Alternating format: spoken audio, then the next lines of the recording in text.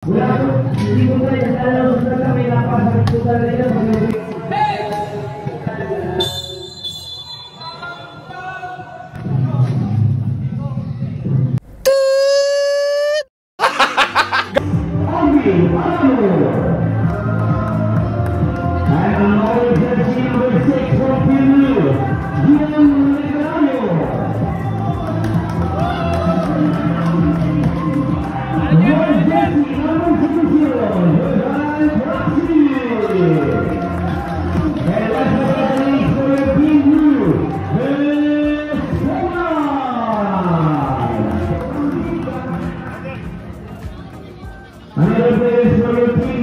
At sa lahat-lahat mga idol ng mga naging laban dito sa Miraculous Basketball Club Season 1. Sa lahat ng matitindi at pisikalan at napakagagandang laban dito sa Miraculous Basketball Club. At syempre datako tayo sa pinakahuli at final matchup. Ang natirang dalawang team na magsasagupaan. Ang nanatiling nakatindig sa huli. Ang Team Color Blue at ang Team Yellow ang maglalaban sa championship. Bagamat ang Team Yellow ay inaasahan na dahil consistent talaga sila na nanguna sa rankings hanggang sa umpisa at hanggang katapusan talagang pinanatili nila na sila ang number 1. Bagamat dadapwat sa Color Blue naman ay galing sa ilalim at sa nanganib na pwesto at napalaban sa malalakas na team, pero sila ang nasa huli ngayon na nakatindig at makakalaban ng Team Yellow. Ang tanong, makakayanan kaya nila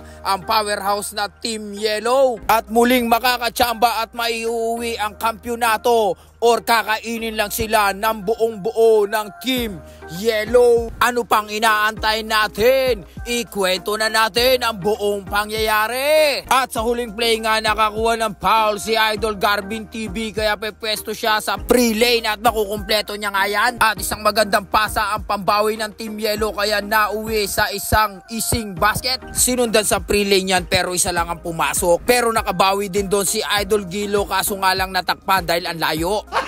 Pero sa Team Yellow, isang penetrate sabay drop pass. Grabe talaga ang combination ng mga tiga Team Yellow. Back to back pa nga yan ng basket counted na may kasamang foul. Sumabit si Jordan Clarkson doon. Complete 3-point ang nagawa ni Idol. At sinundan pa ng acrobatic play ni Idol Mainot. Ngunit gagante si Idol Chardy TV ng isang 3-point in the front basket yan. Pero walang ka-effort ang pag-score ni Idol Mainot doon. Kaya medyo nainis si Idol Inohoron, kaya bumawi ng isang power move sa ilalim ng basket. Sa Team Yellow, nakahagip ng foul sa huling play, kaya pupunta sa free lane si Idol at maipapasok nga ang dalawang free throw. At dahil nakakalamang ang Team Yellow, si Idol Inoho lumipad at bumawi ng 2 points. Pero nakahagip na naman ng foul ang Team Yellow, pero isa lang ang papasok. Pero susundan niya ng back-to-back score ni Idol, isang malupit na pass break. Sa Team Azul naman, si Idol Gilo for the mid-range jumper, pumasok. At nasundan pa nga yan ni Idol Garbin TV, kinaliwa, pinasok niya rin yan. Sa Team Yellow, free lane again at ipapasok ang isa. Garbin TV penetrate sabay drop pass kay Idol Escalante. Idol Escalante for the mid-range, pasok yan sa gilid. At dahil nasabay sa piyesta ng Santo Niño, nagkaroon ng agawang buko. At sa mga sumunod na aksyon, isang masaklap na pangyayari para sa Team Blue dahil nag-commit sila ng sunod-sunod na foul, kaya ang mga naka-yellow ay unlimited free throw. At marami nga silang naipasok doon at nasundan pa ng back-to-back score ni Idol doon, isang tomahawk. At hindi pa nga sila tapos doon, isang contested jump shot ang pinabaon niya pa sa huli sa Team Blue. Pero susubukan putulin niya ni Idol Escalante sa Gedli. Ngunit napakatakot talaga sa foul ng Team Blue, kaya nasa free lane na naman ang Team Yellow at sinunog sila ng magkakasunod na free throw na nagsipasok. At bago nga matapos ang first half, ang pambawi lang nga isang free throw na ipapasok ni Garbin TV. Binura agad dyan ng isang isolation play ni Idol number 28 at back to back pa nga yan ng isang isolation move din na galing kay Idol number 9 na hindi mapigilan. Idol Regalario nagkaroon ng pagkakataon sa Gedli at naipasok niya ngayon. Pero nananatiling may pansagot pa rin talaga ang Team Yellow. At sinabayan pa nga yan ng isang eye-to-eye contact play.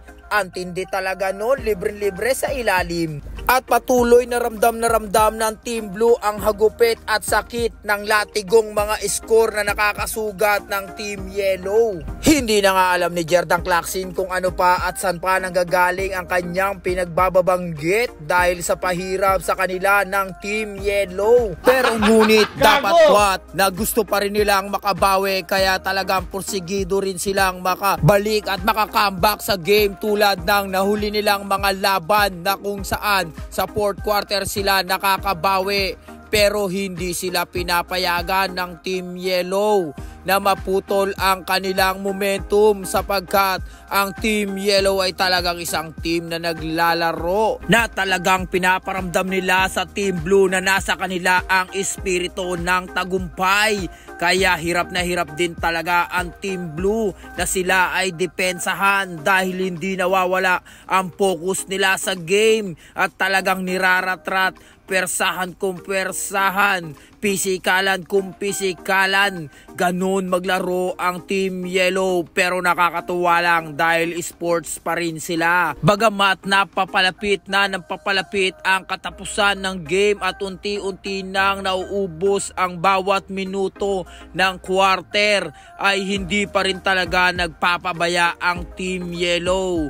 Ang Team Blue kung makakasagot man, sinusundan din ng Team Yellow. Kaya hindi rin magkaroon ng pagkakataon ng Team Blue na agawin ang momentum sa kanila. Siguro nga ay nakapanood nila ang mga huling laban ng Team Blue na kung saan huling quarter sila bumabawi at yun ay ayaw payagan ng Team Yellow. Kaya sa huli, dahil na rin malaki na ang kalamangan ng Team Yellow at hindi na talaga makuha ng Team Blue ang momentum, ang Team Yellow nga ang nagtagumpay at tinanghal nga kauna-unahang kampyon dito sa Season 1 ng Miraculous Basketball Club. And thanks for watching. Goodbye. Nasayang ko na naman ang 7 minuto ng inyong buhay.